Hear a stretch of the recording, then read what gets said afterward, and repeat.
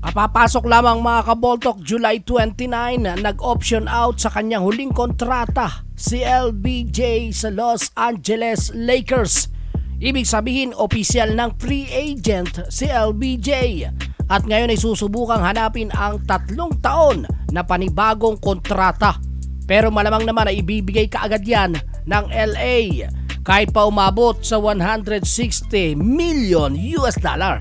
Pero yan ay pag-uusapan pa ng magkabilang kampo at hindi naman siguro agad yan magtatagal dahil ngayon pa abay nagawa na ng Lakers ang gusto ni LeBron nang kuhain ito si Bronny James sa NBA draft. Ngayon, mga kaboltok, lumabas naman ang report na willing magparaya si LBJ sa kanyang kontrata.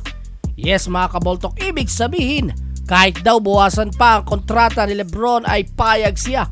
Isang nakakagulat niyang balita yan mga kaboltok dahil bihira sa isang NBA player ang gumagawa niyan. Kadalasan kasi gusto nila ng max contract at the rest ay bahala na kayo. Pero iba ang pinaplano ni Bron. Kahit daw bigyan siya ng mababang kontrata, kahit bawasan pa ng halagang 20 million ay pwedeng mangyari. Basta ibigay lamang ang hinihingi niya. Mga kaboltok, matatandaan na nangyari na iyan sa Miami Heat noon. At kinuha nga ni LeBron ang kontrata na mas mababa kaysa sa inaasahan upang mabuo noon ang super trio na makuha nila si Chris Bosh.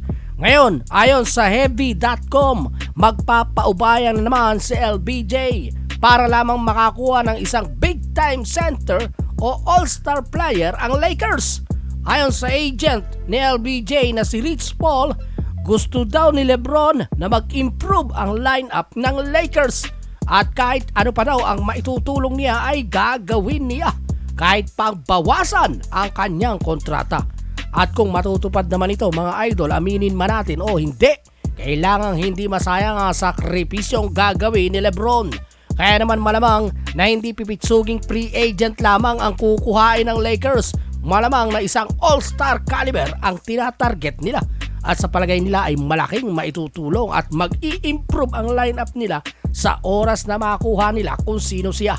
Nariyan nga sa listahan si Paul George ng Clippers, pero kailangan unahan nila ang Philadelphia. Si Klay Thompson na isinusuka na ng Warriors, si Trae Young ng Atlanta o kahit pa ang big man na si Jonas Valanciunas. Mga player na pwedeng maging spot shooter na bagay sa laruan ni Davis at LBJ.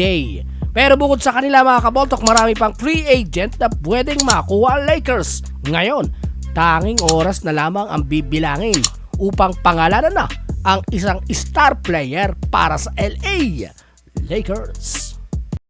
Yon mga idol, anong masasabi mo sa video natin for today? Mag-comment ka na lamang sa ibaba at huwag mo kalilimutang mag-subscribe kung bago ka pa lamang. Bisitahin mo din ang ating Facebook page. Basketball talk, ipapakita